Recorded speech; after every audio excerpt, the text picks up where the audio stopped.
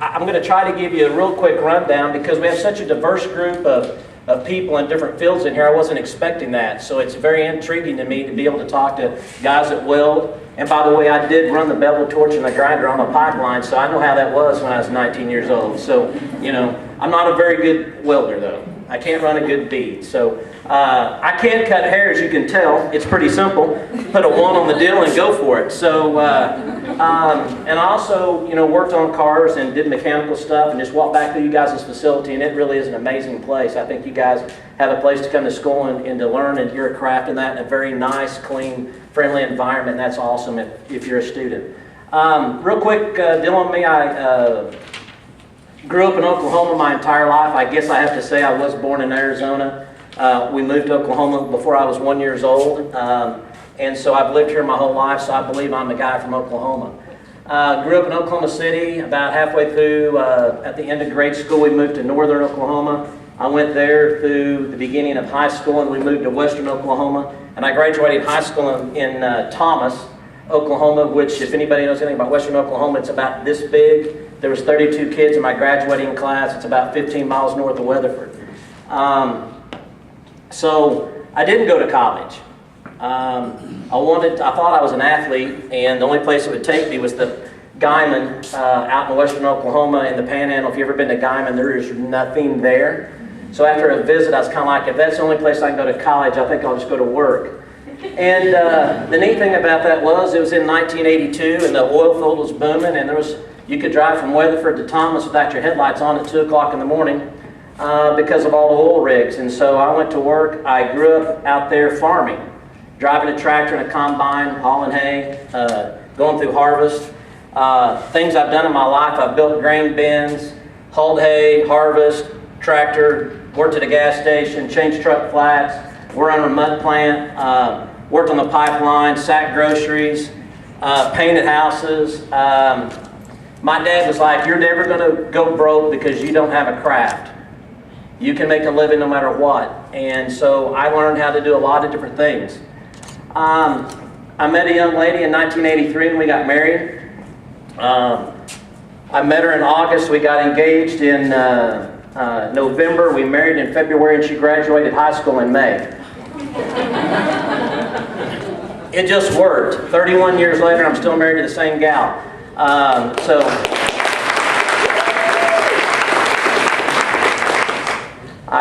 Oil field was going on. For you guy that knows anything about it, the oil field crashed in 1983.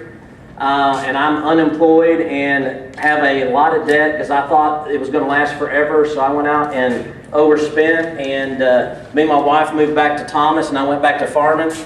And we moved into a Section 8 duplex for about a year to get past that time and to get out of there. And so I went back to farming. That's kind of what I was going to do. And then we decided that maybe there's more to life, and so we moved to Oklahoma City.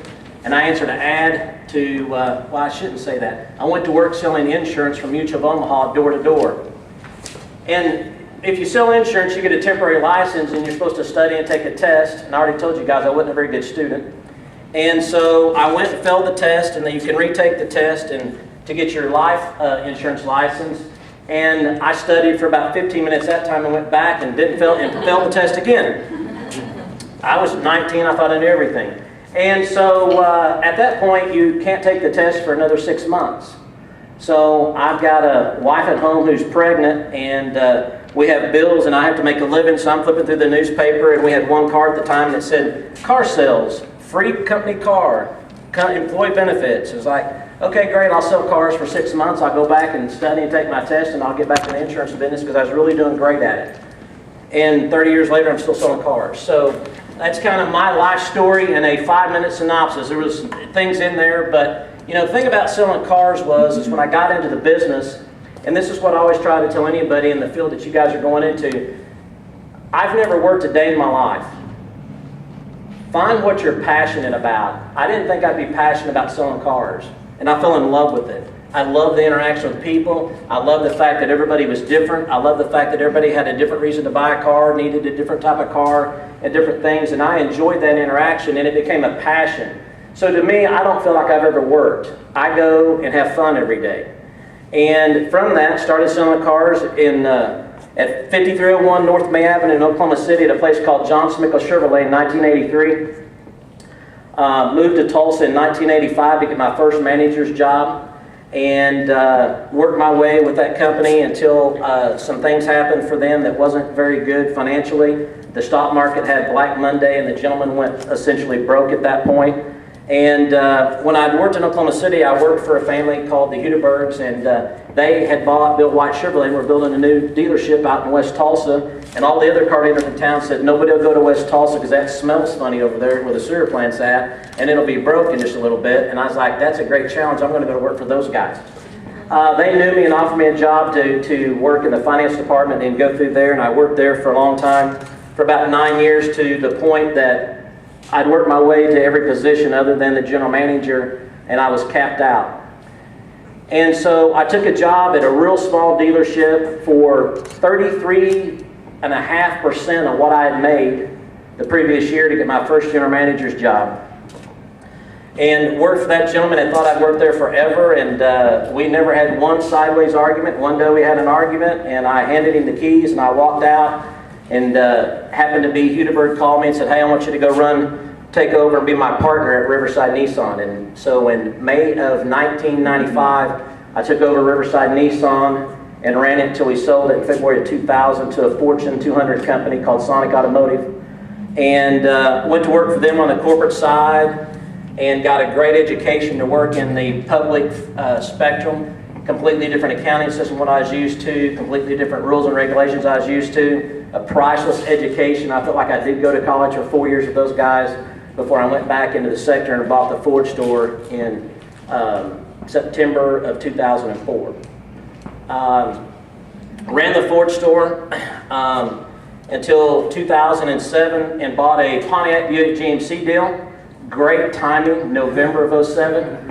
And we spent through March of 08 remodeling a very decrepit facility, getting it ready, have a big grand opening, everything's rolling, and GM files bankruptcy in July and takes 33% of my franchise for a whopping $44,000 is what they paid me for Pontiac. And we went through the 08 and the rest of 08 and 09, you know, kind of the debacle in the country. And made it through that, and got to where we're at today. This year, decided to open up an RV dealership. I can't answer you why. I'm a people guy. I had a friend of mine that wanted to be in the RV business and convinced me it's a great deal, and I happened to have the lot, and I was like, okay, great, let's do it. So I got in business with a guy, which kind of segues me into what I want to talk to you guys about. So, all business is about you. And you guys can accomplish anything you want to. You're looking at a guy who graduated high school with about a D+ average, had a half a day left to automatically flunking out. There's none of y'all that could be as big a goof off as I was. I don't think it's possible. I've got some teachers that would testify to that. I finally caught a gear and it's like, hey, if it is to be, it's up to me. And so many people wait for somebody else to cut a path for them to make it easy. And I'm just going to tell you that hard work overcomes the lack of ability every single time. If you want something bad enough and you work at it hard enough and you want to be successful, you can be successful. And this is probably where I'm going to upset some of you guys, and I don't mean to. You guys are adults. You're grown men and women. If you are past the age of 20, you're an adult. You can vote. If you're past 21, you can buy a cold beer. So I'll help it and say you're an adult at 21. You can vote and buy beer. Okay?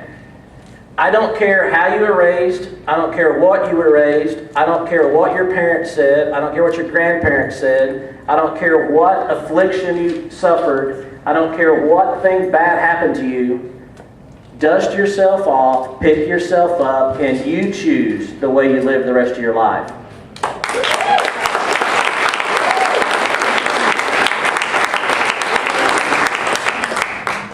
Every day, my motto is, today is the first day of the rest of my life. It's like a reset button. I don't live in the past. I can't change the past. I can't fix the past. All I can do is take care of myself for today and try to get prepared for tomorrow. And you guys are, are wanting to become young entrepreneurs. You guys are going to the welding field, hairdressers, auto mechanics. You guys have got great fields to go into with unlimited earnings potential. I happen to know a little bit about what automotive techs can make. I've got some guys that are making 6 figures in automotive techs. There's big money. I got friends of mine that weld that make 6 figures. There's some people that cut hair and own their own salons that do that. And my point is that you guys hone in a craft, make for sure that it's something that you love to do. Because I'd hate to think that you're going to work every day the rest of your life versus me having a passion and enjoying and going to work every day to have fun. So find what you're passionate about, dedicate yourself to that passion, become the best you can be at that, and exert the deal. Because a lot of things in today's world aren't kind of coined the same way I was. I was always raised that you gave an honest day's work for an honest day's pay for the guy you work for.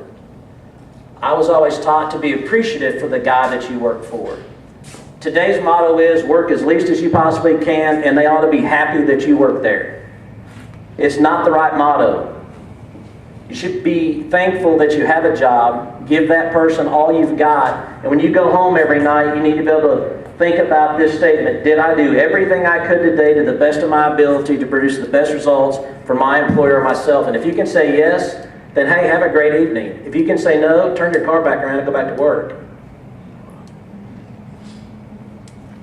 And that's just the way I feel about it. Because if you can't honestly look yourself in the mirror, and that's where it really gets down to, is when you look yourself in the mirror, what do you see? So, life is about discipline, discipline, discipline, and discipline. There's nothing else. If you guys want it, and you got the discipline to achieve it, you can get there. So, Simone reminded me, I talked to some ORU students last year that she was in there, and you guys got to understand too that for me, I put everything to do it. I haven't accomplished anything. I've got to where I'm at today 100%, so you guys will know this, and I'll publicly confess it because I do every time. I got to where I'm at today because of God's grace on my life and favor in my life. And giving Him the honor and the praise and the glory for what we've accomplished. I'm just trying to be a good steward to what He's helped me to accomplish. So, I'm going to tell you, you're going to reap the seed that you sow. Be sowing good seed. And do the right thing. Even when the right thing isn't popular, even when the right thing isn't going to pay you, even when the right thing is not something you want to do the right thing, because it will always come back in your favor. Might not that day, but it will eventually. So, I don't know what you guys were expecting. She gave you some stats.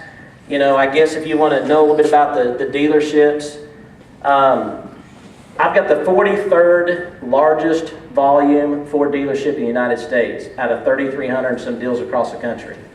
That is taking in consideration what I call total combined sales, and that is retail, new cars and trucks, government cars and trucks, fleet government trucks, agricultural government trucks. All new cars sold in the country were 43rd. There's other Ford dealers in town that advertise they're the #1 Ford dealer in Oklahoma, and that's great. By law, they can do that because in retail sales, they outsell us by about that much every once in a while. But in combined sales, we're hundreds and hundreds and hundreds of units ahead of them. So, it kind of all depends on how you rank, but I don't go on TV and go, hey, this guy lied, or this guy's not kind of telling you the whole truth. It's all, in my opinion, I don't know about you guys, I've never bought a car because somebody said, I'm #1. It's just not my thing, My more important part is I want to be #1 in customer satisfaction, where you'll come back. Because my motto in the car business is, a monkey can sell somebody a car. If I got the right car at the right price, at the right time, in the right color, and you're there, and it's convenient, and I make it halfway easy, it takes no talent to sell you because you're in a hurry and you want to go.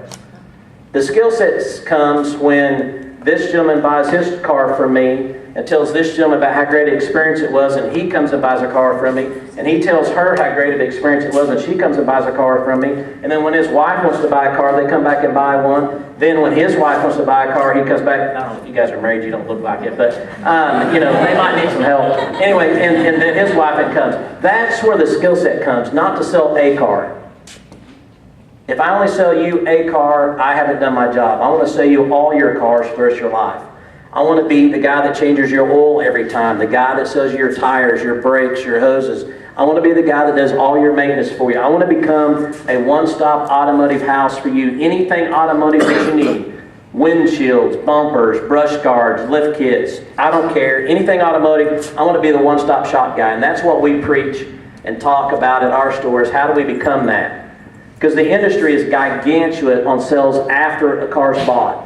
The accessory industry is like an $800 million, or no, it's not, excuse me, it's an $80 billion a year industry, and the car dealers as a whole has 10% of it.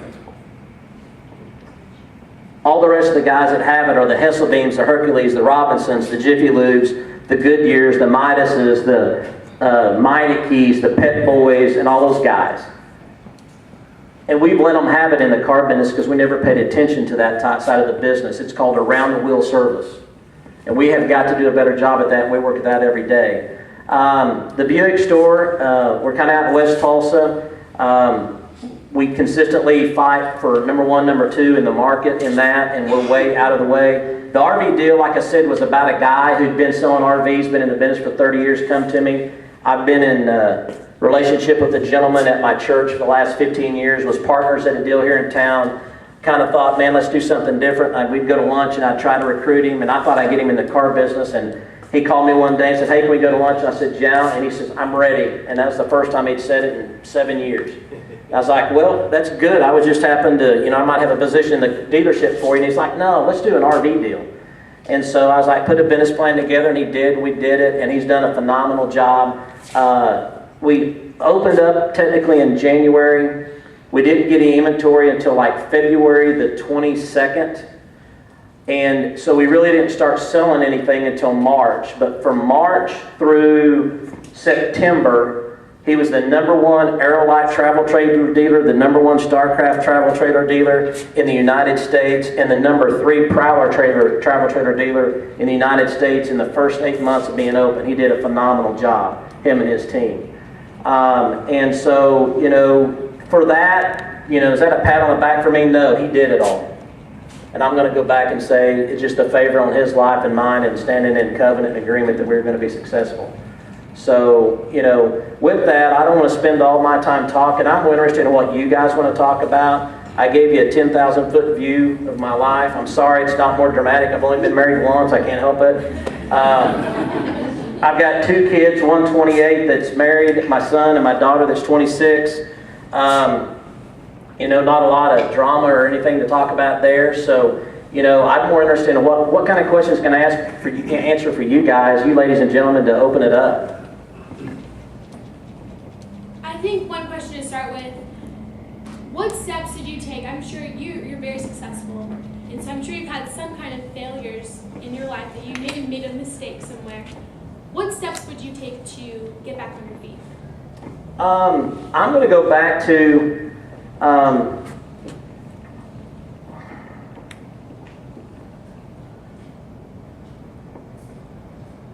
if you want to just really get rid, it's hot in here. Can I take my coat off? Is that going to offend anybody?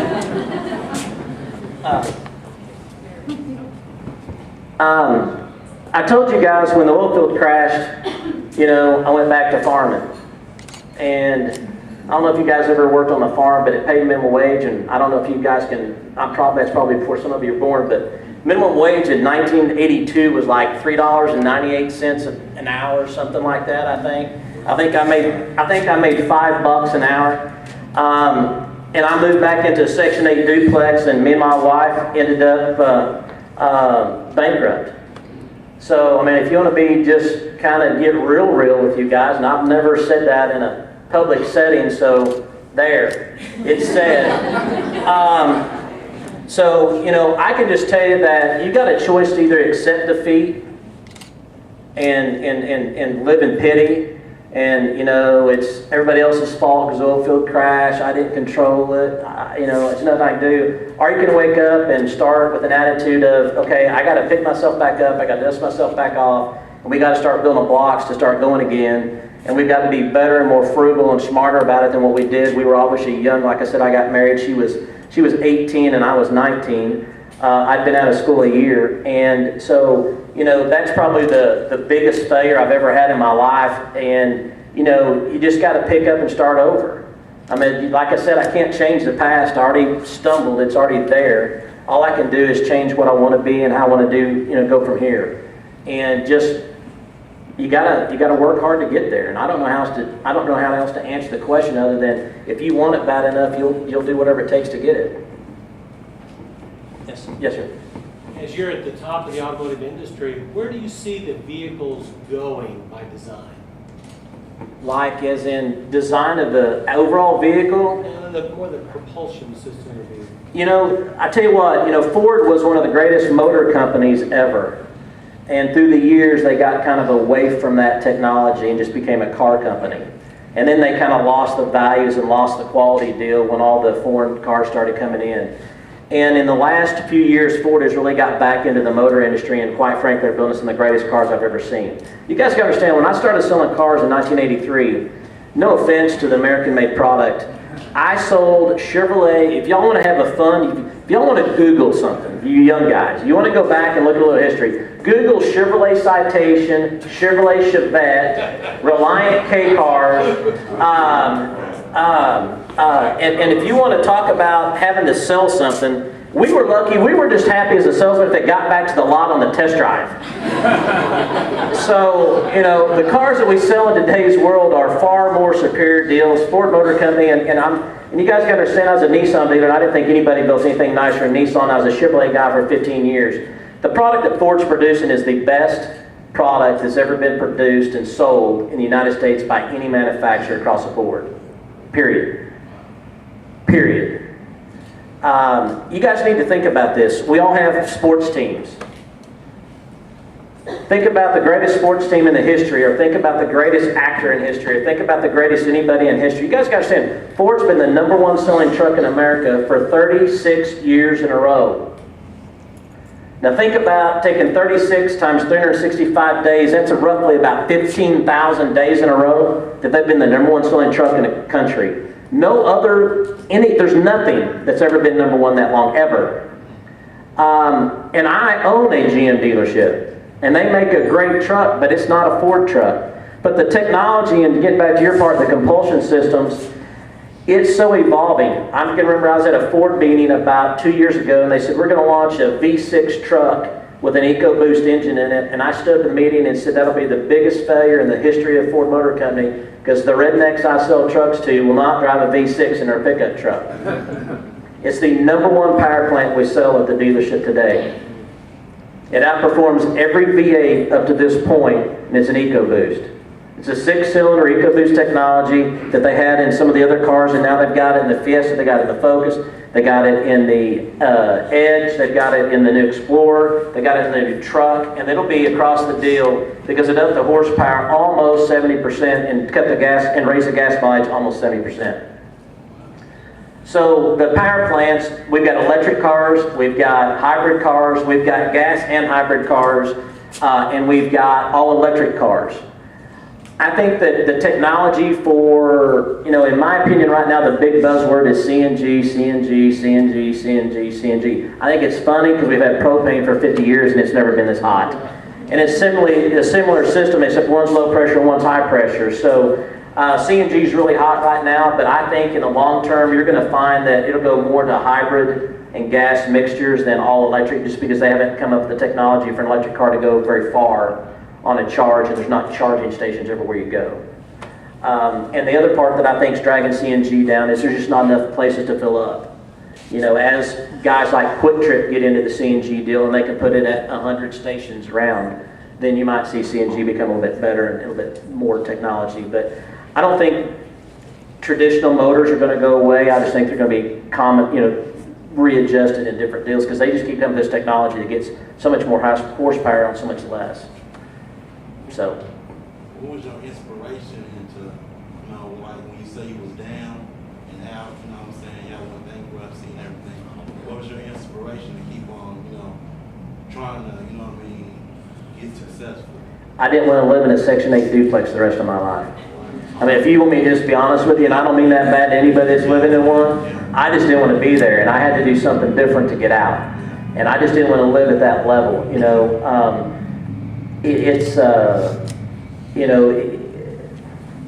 you just got to want it. And I don't know how else to do it. And that's what, and this is what always bothers me about people coming and speaking.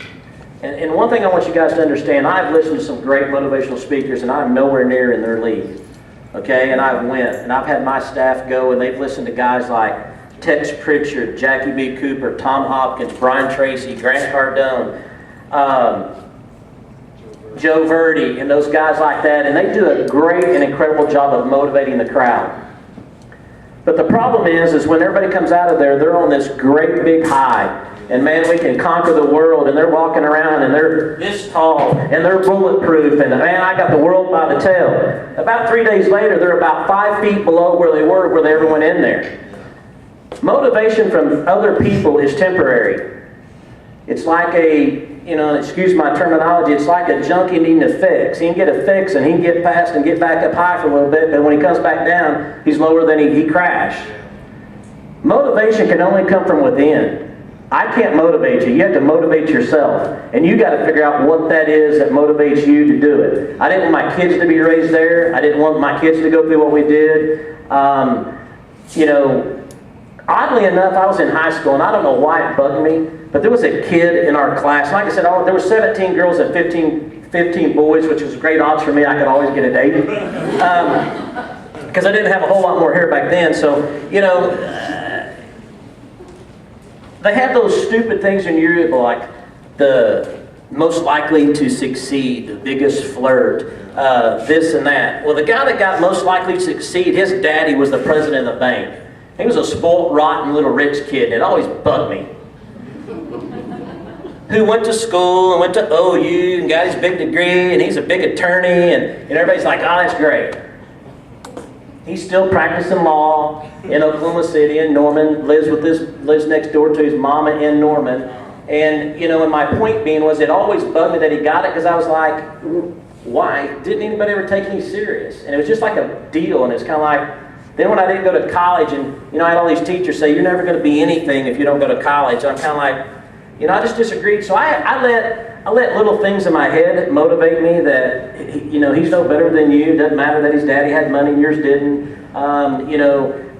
Teachers,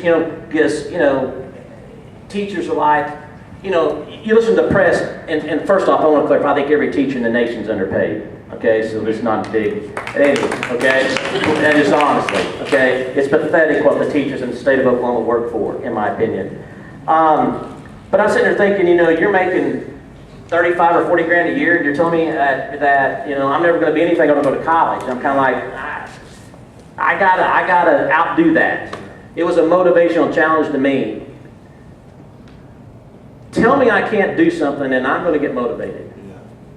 And I don't know. I've just always been kind of wired that way. Negativity draws. Yeah. Yeah. Somebody tell you can't, you gonna make sure you gonna do it. Well, and the other thing is I'd also tell you guys to judge your success based on something else. When I took over Riverside Nissan, I had a gentleman who was a lot porter for me. He was a nice young guy, decent looking, married, had a kid, was working for us. I think he's making about $8 an hour, and we decided to move him into sales because he just had a charming personality. He started selling new cars for us and started making decent money.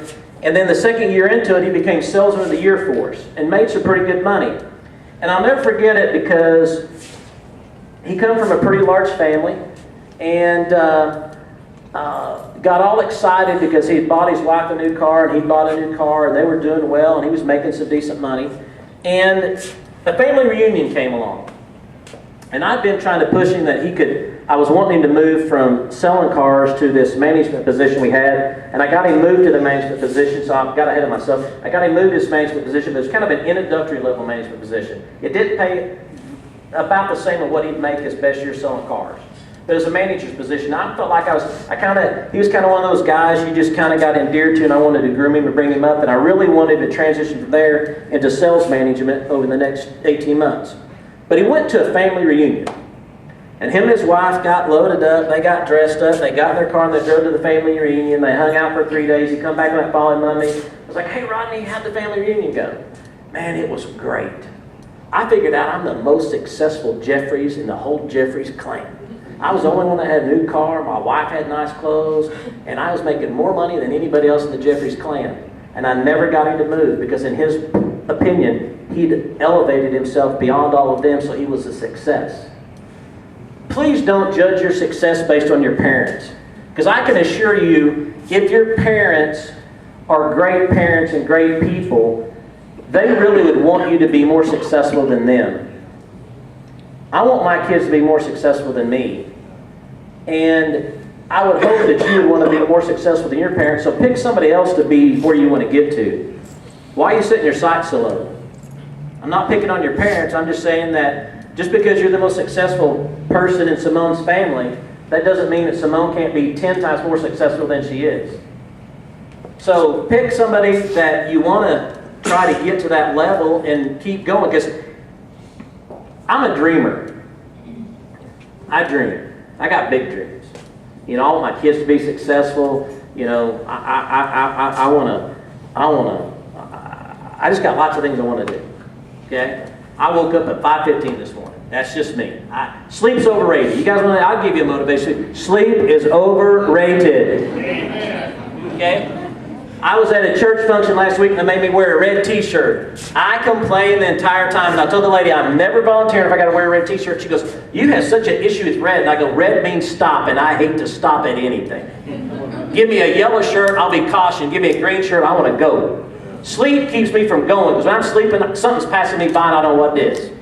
So if I get 4 or 5 hours of sleep, I'm great. I don't want any more than that, because one of y'all might pass me. So, you know, and I don't mean that to be bad, it's just the world's going by. You only get to go through this life once. I want to do everything I want to do while I'm here. One of these days I'm going to trip and fall and y'all are going to see it in the paper. Bob Hurley passed away, da-da-da. You know one thing I didn't regret, and I did everything I wanted to do. Because if I hadn't got to it yet, I just hadn't got to it yet. Not because I didn't want to do it.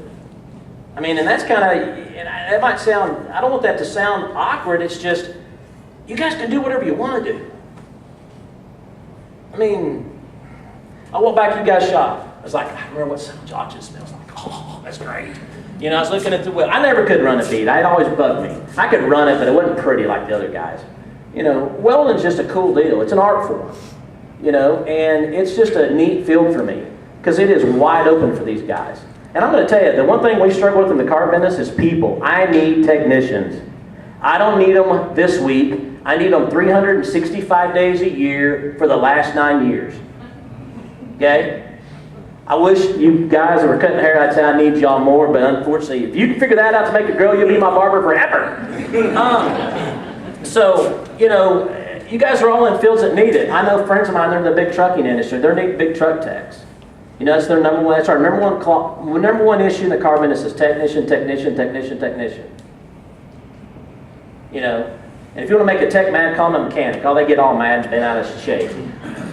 You know, I tell them they don't fix anything anyway. They just bolt, put something new on. They don't repair it. They put it in the boxes in it back. You're a bunch of parts replacers.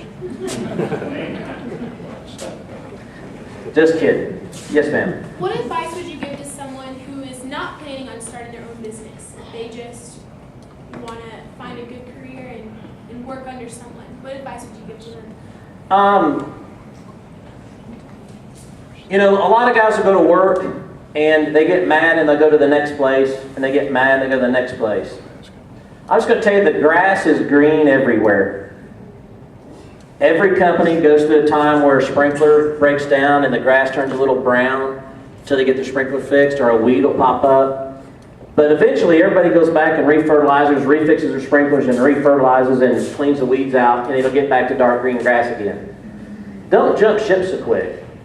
But also go to work for people that you think have the morals and ethics that you want to work for. I would never tell you to work for somebody that's not of good, upstanding character. And unfortunately, we live in a world where not everybody's going to have the same values and beliefs you are. But I'm going to put it in a spiritual position for me is we're all called to be servants. And we're all called to do the job that we have, to do it to the best of our ability, and to be leaders in that. And so, you know, for me, you've got to just do it until you think you have found a better place to go. But, you know, there's nothing wrong with working for somebody, but work for the right people. Yes, sir. Yeah, I just had a question.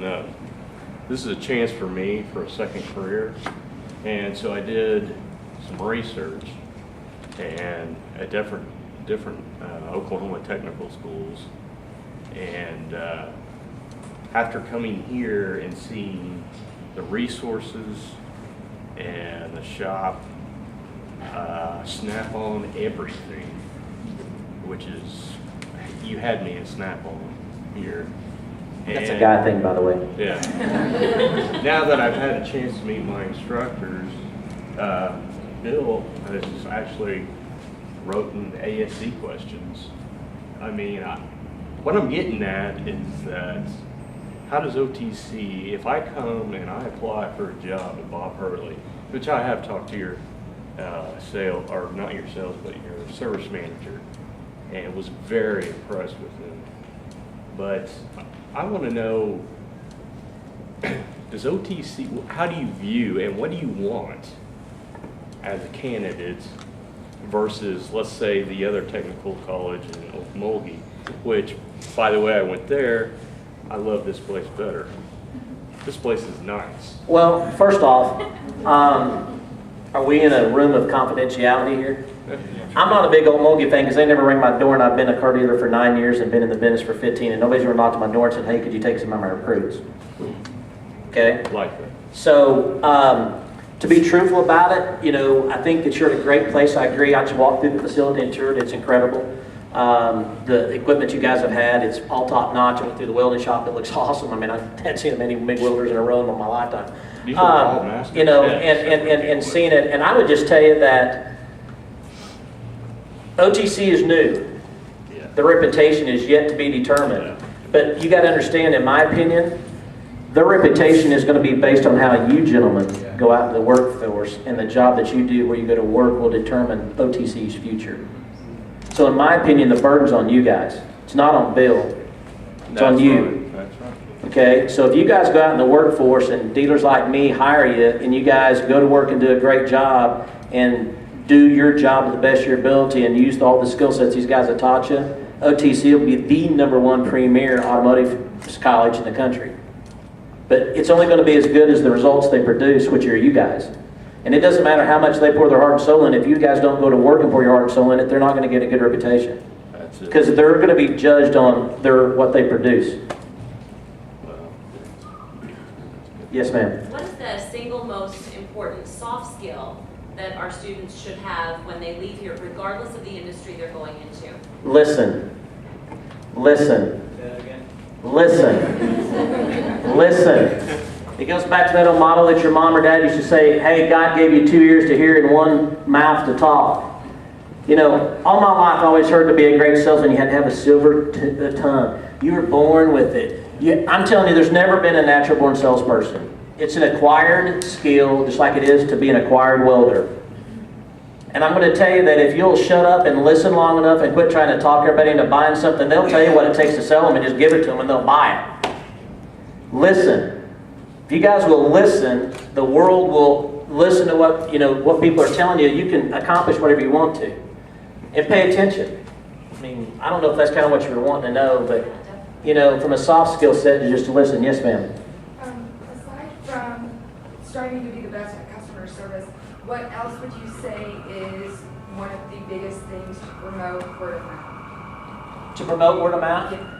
My gosh, in the world you guys live in, I wish I'd have sold cars when I had Instagram, Twitter, Facebook, MySpace, all the other ones that have crashed and burned, and email, and oh my gosh, text message. I don't have my phone, but it's like, could y'all just call me?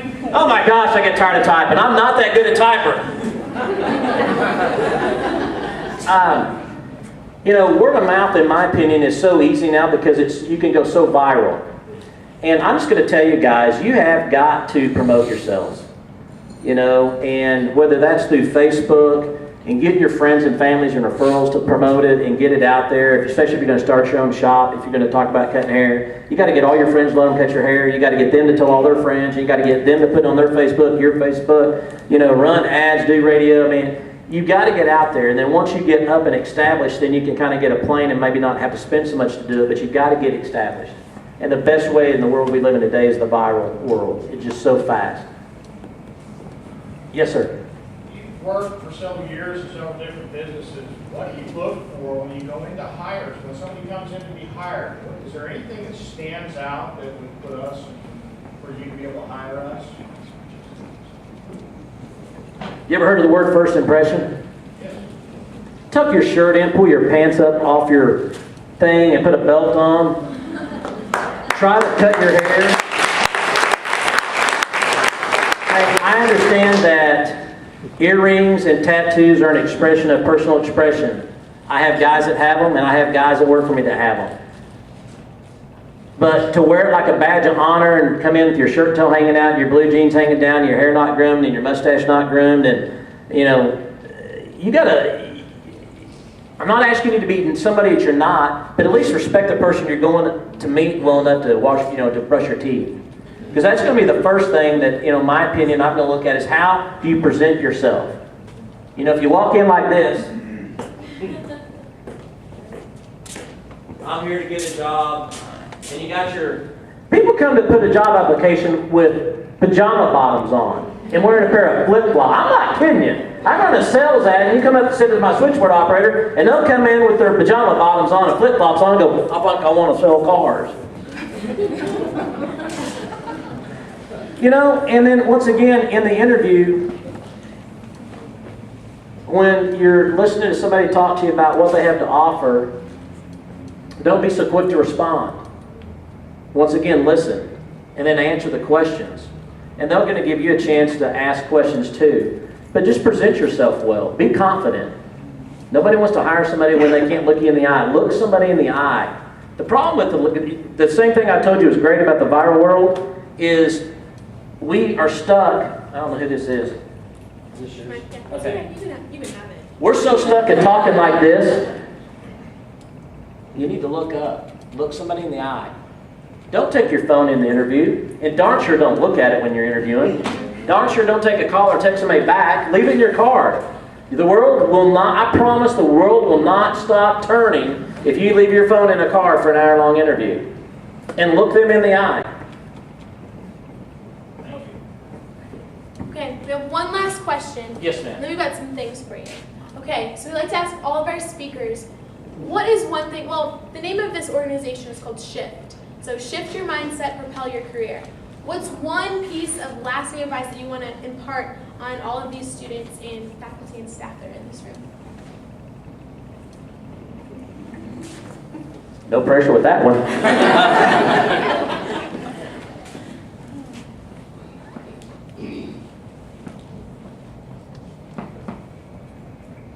One, whether you are or you're not a believer, remember all things are possible through Christ. Two,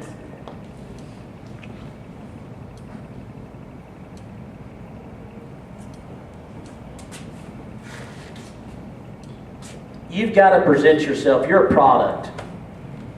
You have value. Give me a reason to hire you. Because obviously I'm interviewing you, I'm trying to hire somebody. Give me a reason to hire you. Give me something different than the last 5 people that have walked in for that job. And that's going to be a combination of your confidence, your appearance, your presentation, how you conduct yourself, references that you can produce. And be yourself. Don't walk in there and try to be so dynamic that it's not you. Be you. So I guess my thing is I'm just me. I'm just a Western Oklahoma dirt farmer, moved to the city, and started selling cars. I try to be me. There's some people in here that know me, that have watched me. I hope I'm not any different today than I was when they met me 7 or 8 years ago. I try to be the same guy every day. Just be yourself, present yourself, and be, and man, elevate your thought processes. And probably my final thing is that, and I said this to Simone in her class, and there was this big, they about gagged on themselves at RU. You know, that was at RU, and they were at a 4-year university trying to get a degree. And I simply told them that them getting that degree did not make them successful. And I thought they were all going to throw up. Getting that diploma and that certificate that you graduated at university, this university or any university, don't discard it. It's a great accomplishment in your life. But it doesn't entitle you to a job or success. That's a personal accomplishment. It's a great stepping stone. And I didn't tell you this. You asked me what motivated me. There were hundreds of jobs that I wanted that I thought I'd be good at. And in the early 80s, middle 90s, people wouldn't even interview you if you didn't have a college diploma. And I'd be sitting in a room with people to interview for a job, and they wouldn't even consider me because I didn't have a diploma, and it pissed me off. Because I felt like I was just as qualified as those four, but they wouldn't. If they'd have talked to me and gave it to them, it wouldn't have bugged me. But they wouldn't even talk to me because I didn't have it. So I hated all college kids.